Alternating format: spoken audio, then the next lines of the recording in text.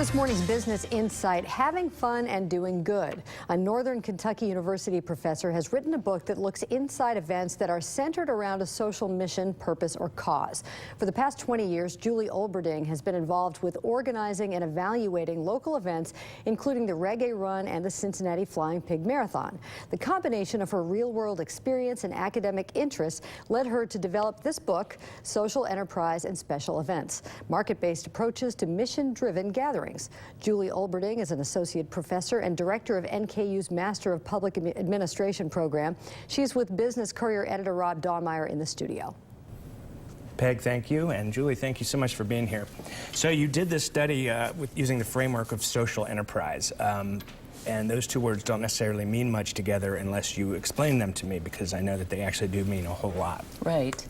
Well, the basic definition of social enterprise is a venture that advances a social mission with business methods or market-based approaches.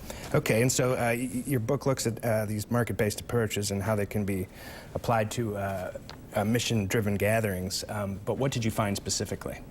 Well, we looked at all kinds of events all across the country, and a lot of the books that had been done in the past focused on major events like World Cup or the Olympics, right. But we found that there's a lot of community, neighborhood, city events that haven't been studied. There's handbooks out there that are kind of checklists for how to put on these events, but we really focused on the creation of them, and those that are more successful tend to be very strategic in how they're created, how they brand themselves, management, particularly financial management, and assessment and evaluation. So we talk about success.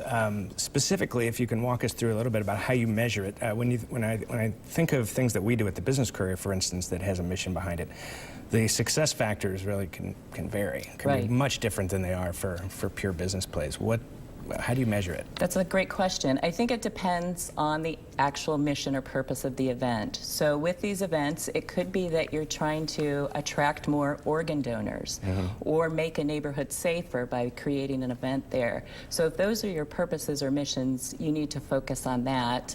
I can say that one event, for example, Play in the Park in Cincinnati, was created because there had been high crime rate in Kennedy Heights neighborhood.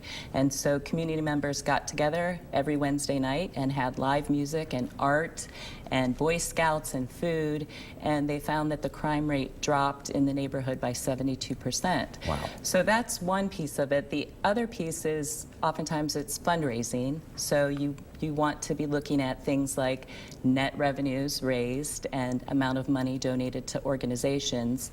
But a broader perspective includes things like media coverage, social media impressions, just having a broader perspective on what success is. So you mentioned Play in the Park.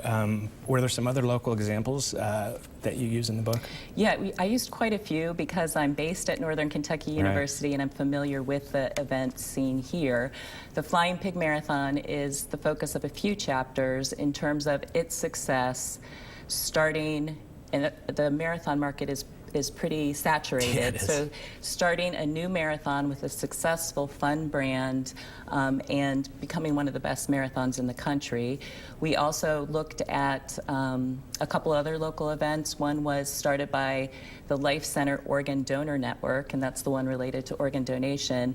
And they leveraged the crosstown shootout between Xavier University and University of Cincinnati to create a competition using social media between students, faculty, and staff at both institutions to raise the number of people that were signed up to donate organs, which is a huge problem in our region and nationwide. Absolutely. Last question for you. You got some help on this study. Who are some folks? Mention a couple of folks and groups that helped you out. Well, I have to mention my husband, Doug Olberding, yes, you do. A professor at Xavier University.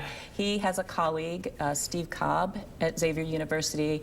Meredith Shockley-Smith is a professor at Miami University. She helped with a chapter.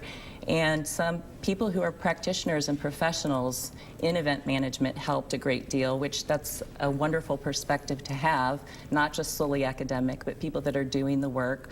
So Katie Dillon, who's with the Life Center, helped out on the chapter with that particular case study. Patrick Frambies works with Barn Denning. He's a CPA, so Okay. he and I co-authored the financial management chapter. Well, congratulations on the book. Thank you. These are the kinds of things that can really be game changers. So thank you very much for being here this morning. Thank you so much.